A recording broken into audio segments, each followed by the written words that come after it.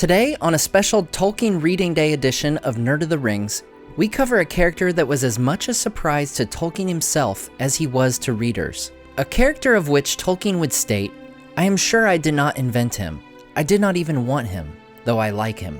In the end, he would become a fan favorite, and even lead Tolkien to later acknowledge, as far as any character was like himself, it was this one. Today, on Nerd of the Rings, we cover the life of Faramir, the brother of Boromir, the love of Éowyn, and the future Steward of Gondor. Faramir is born in 2983 of the Third Age, to his father Denethor and mother Finduilas. At the time of his younger brother's birth, Boromir is 5 years old. Even at a young age, Boromir is heavily favored by his father. Faramir, in turn, is primarily raised by his mother, whose health is steadily declining.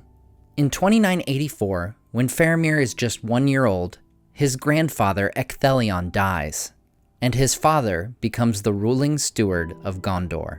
4 years later, Finduilas dies, the shadow of Mordor having filled her with horror during her time in Minas Tirith. She leaves behind a grieving Denethor, a 10-year-old Boromir, and 5-year-old Faramir. While this tragedy would cause the steward to become more grim and silent, it would form an even greater bond between the brothers. Like his brother, Faramir would grow to become a brave warrior, greatly admired by the soldiers of Gondor. Although he differed from Boromir in that he didn't care much for weapons and warfare. Instead, he came to love history and lore and music. At times, when Mithrandir, or Gandalf, would visit Minas Tirith, he would gain wisdom from speaking with the wizard. This friendship, along with Faramir's more gentle nature, greatly displeased his father. And while Denethor heavily favored Boromir over him, the brothers were in no way rivals. They were as close as ever, with Boromir often being helpful to and protective of his younger brother. Years later, as the brothers are well into adulthood, Faramir repeatedly experiences a prophetic dream. Finally, a night comes when Boromir shares the same dream, which he tells of at the Council of Elrond. In that dream, I thought the eastern sky grew dark, and there was a growing thunder, but in the west a pale light lingered, and out of it I heard a voice, remote but clear, crying, "Seek for the sword that was broken. In Imladris it dwells. There shall be counsels taken, stronger than Morgul spells. There shall be shown a token that doom is near at hand. For Isildur's bane shall waken, and the halfling forth shall stand." The day after this dream, Sauron attacks Osgiliath, seeking to test Gondor's strength and provide cover for the Nazgul to begin searching Middle-earth for the ring. Interpreting Imladris to be Rivendell, Denethor and the elders of Minas Tirith send Boromir to seek out the Elven realm, of which they do not know the exact location. Boromir's parting would be the last time Faramir would ever see his brother alive. Months later, on February 26th, Faramir, while in Gondor, hears the great horn of Boromir as his brother fights his last fight at Amon Hen. A few days later, he would see the funeral boat of his beloved brother as he sits along the shore of the great river Anduin.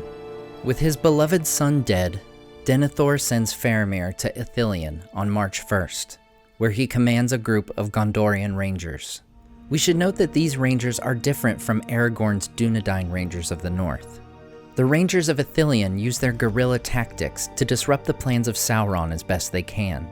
They ambush groups of Haradrim marching to ally themselves with Sauron, and keep evil things from entering Ithilien from Minas Morgul. During one of these attacks, Faramir discovers Frodo, Sam, and Gollum witnessing the ambush. Believing them to be spies, the Rangers capture Frodo and Sam. After questioning the hobbits and revealing Boromir's death to them, Faramir takes them blindfolded to the secret Gondorian hideout of Heneth Anun.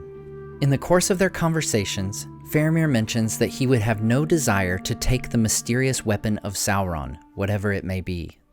What in truth this thing is, I cannot yet guess, but some heirloom of power and peril it must be. A fell weapon, perchance, devised by the Dark Lord. If it were a thing that gave advantage in battle, I can well believe that Boromir, the proud and fearless, often rash, ever anxious for the victory of Minas Tirith, might desire such a thing and be allured by it. Alas that he ever went on that errand. I should have been chosen by my father and the elders, but he put himself forward, and would not be stayed. But fear no more. I would not take this thing if it lay by the highway. Not were Minas Tirith falling in ruin, and I alone could save her.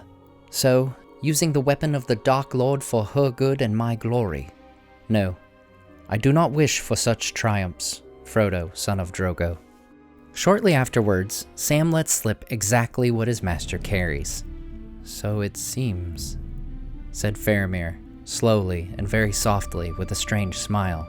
So that is the answer to all the riddles. The one ring that was thought to have perished from the world. And Boromir tried to take it by force? And you escaped? And ran all the way to me. And here in the wild I have you. 2 halflings, and a host of men at my call, and the Ring of Rings. A pretty stroke of fortune.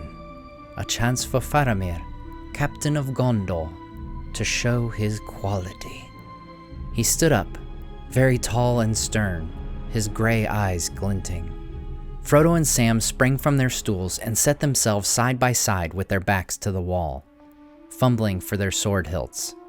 But Faramir sat down again in his chair and began to laugh quietly, and then suddenly became grave again. Alas for Boromir. It was too sore a trial, he said.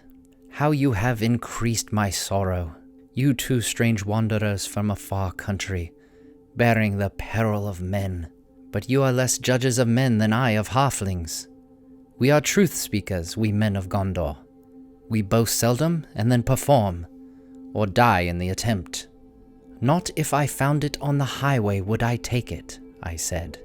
Even if I were such a man as to desire this thing, and even though I knew not clearly what this thing was when I spoke, still I should take those words as a vow, and be held by them.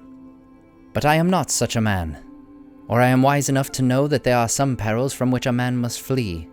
Sit at peace, and be comforted, Samwise. Your heart is shrewd as well as faithful, for strange though it may seem, it was safe to declare this to me. It may even help the master that you love.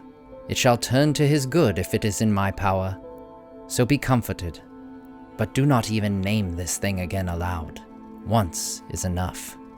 The hobbits came back to their seats and sat very quiet.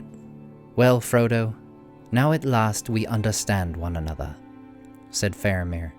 If you took this thing on yourself, unwilling, at others' asking, then you have pity and honor from me, and I marvel at you. To keep it hid, and not to use it.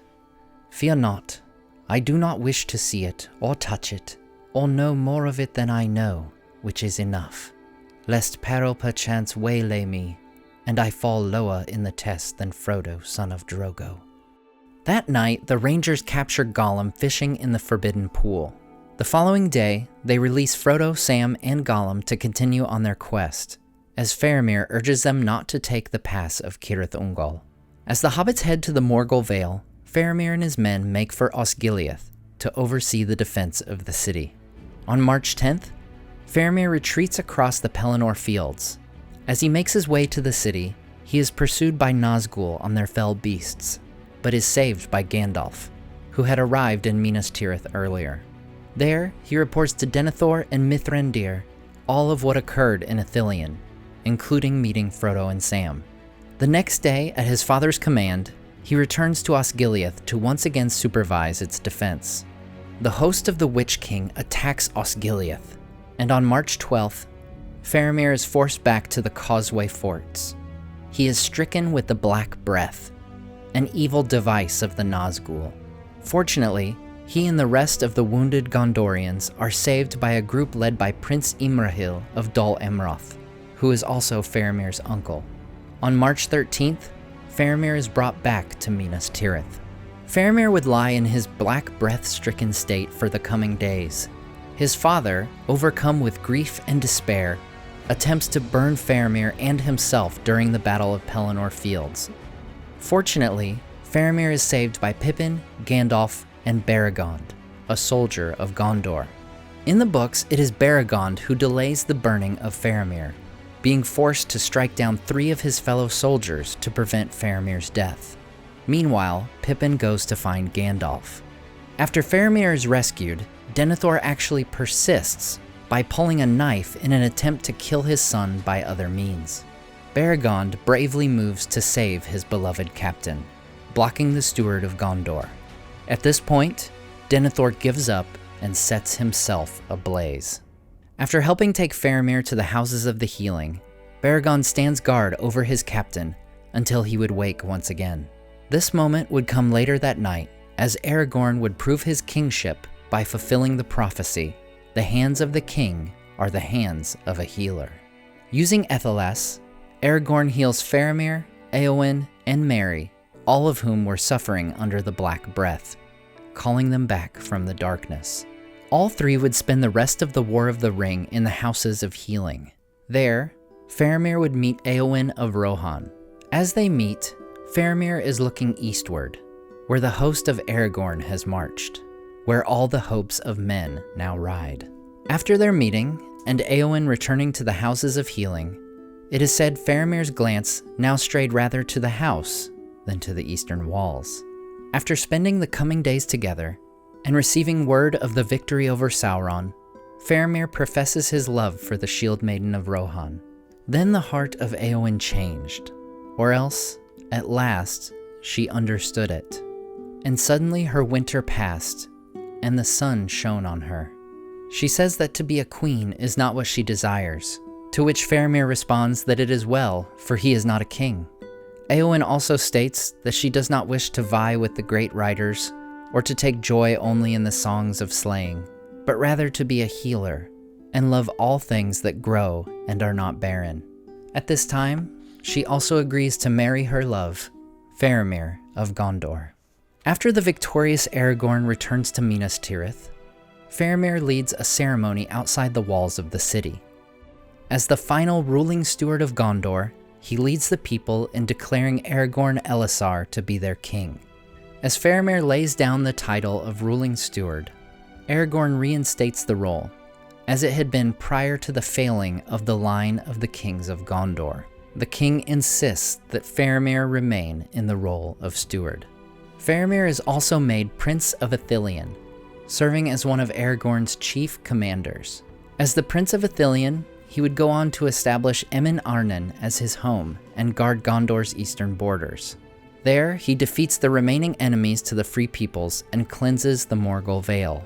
On August 10, 3019, as the feast honoring the life of King Theoden draws to a close, King Éomer announces the betrothal of Éowyn and Faramir, bringing a joyful new bond between the great realms of Rohan and Gondor. In the year 3020, the year after the War of the Ring, Faramir and Éowyn are married, living as the Lord and Lady of Emin Arnon. We don't know for certain how many children they had, but we do know they had at least one son, Elberond.